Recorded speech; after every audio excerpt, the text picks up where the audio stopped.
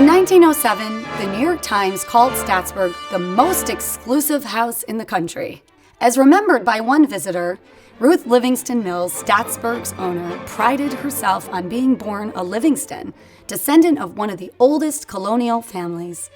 Always faultlessly dressed, one of the most elegant women in New York. Staatsburgh was not only Ruth Livingston Mills' home, it was her bold proclamation of both her wealth and her family heritage.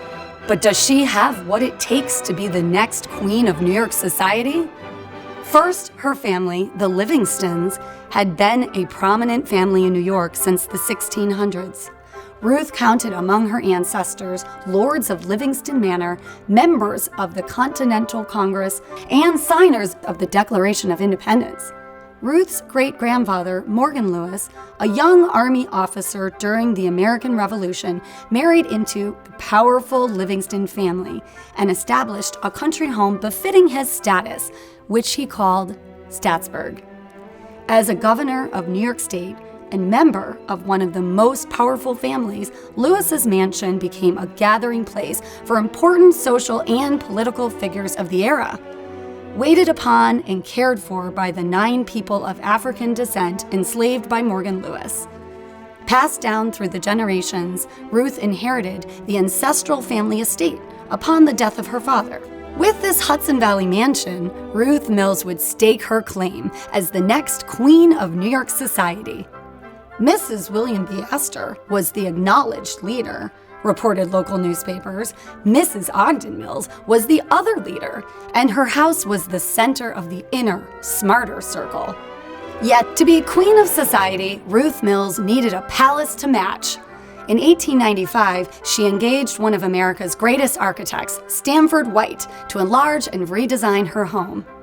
Reporting on the renovation, the local Poughkeepsie Sunday Courier noted, "The modest dwellings which satisfied wealthy landowners along the Hudson half a century ago are from year to year disappearing. On their sites are rising baronial halls fit for royalty." The Staatsburgh mansion became Ruth Mills' argument in brick and mortar that she was the best candidate to be the next queen of New York society. The transformed Staatsburgh became the ideal setting for Gilded Age house parties, where society's elite could enjoy outdoor pursuits during the day, formal dinners in the evening, and high-stakes bridge parties at night.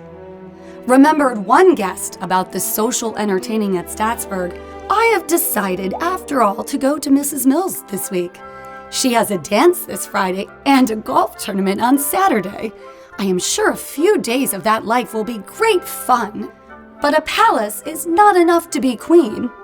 Inside the mansion, Staatsburgh's furnishings reflected the wealth and taste of the sophisticated elite of the Gilded Age, with Louis XIV, XV, and XVI style furniture, Asian pottery, Belgian tapestries, and ancient Greek vases. The social entertaining, the priceless collections inside, and every single detail was reliant upon an army of European servants. Behind the scenes, a bustling throng of employees worked industriously, cleaning, cooking, catering to every need or whim of the guests, in the service of perfection. In the gilded world of Staatsburgh, it is a life of upstairs, downstairs. Where will you be during your stay? You are either entering as the elite New York society guest, or you are the European-born servant, scrubbing the cooking pots downstairs in the scullery, dusting the Ming Dynasty vases, or beating the Turkish rugs. Town and Country magazine wrote in 1902 of the many country homes, that of Mrs. and Mr. Ogden Mills at Staatsburgh is one of the most widely known for its historical associations and the attractiveness of its grounds and mansion.